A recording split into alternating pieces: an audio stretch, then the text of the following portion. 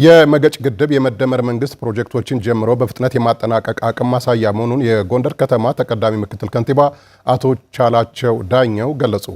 የመስኖና ቆላማ አካባቢ ሚኒስቴር የመገጭ ግድብ ግንባታ ያለበትን ደረጃ ከተለያዩ መገናኛ ብዙሃን ተቋማት ለተውጣጡ ጋዜጠኞች አስጎብኝቷል። ቴዎድሮስ ወርቁ ተጨማሪ አለው። የጎንደር ከተማ ተቀዳሚ ምክትል ከንቲባ አቶ ቻላቸው ዳኘው ጉብኝቱን አስመልክቶ በሰጡት ማብራሪያ የመገጭ ግድብ የጎንደር ከተማ የዘመናት ጥያቄ መሆኑን ገልጸዋል።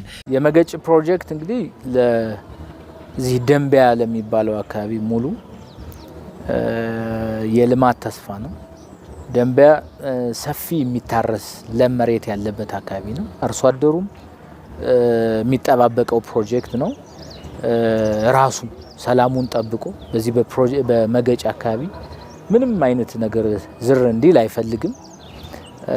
ጠብቆ ባለቤቱ ነው እያሰራው ያለ ፕሮጀክት ነው። ምክንያቱም ህዝቡ ምን ያህል በጉጉት ሲጠብቀው እንደኖረ እና ምን ያህል ተስፋ ቆርጦበት ሰልችቶ አይሆንም የሚል መንፈስ ይዞበት የነበረ ፕሮጀክት ስለነበረ ሁሉም ለተግባራዊነቱ ለሊት ቀን የሚሰራበት ፕሮጀክት ነውና ፈጣሪ አግዞን ዛሬ እዚህ ላይ ደርሷል። በቅርብ ይጠናቀቃል ብለን እናስባለን።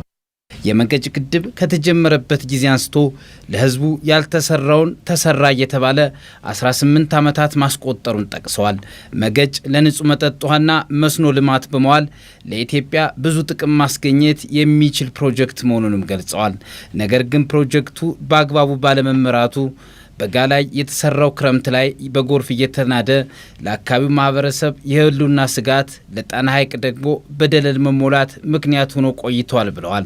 ይሁን እንጂ በጠቅላይ ሚኒስትር ዶክተር አብይ አህመድ አመራር ሰጭነት ፕሮጀክቱ እንደገና በማጥናት ህዝብ ከባዶ ተስፋ ወደሚጨበጥ ህልም ማምጣት እንደተቻለ ገልጸዋል።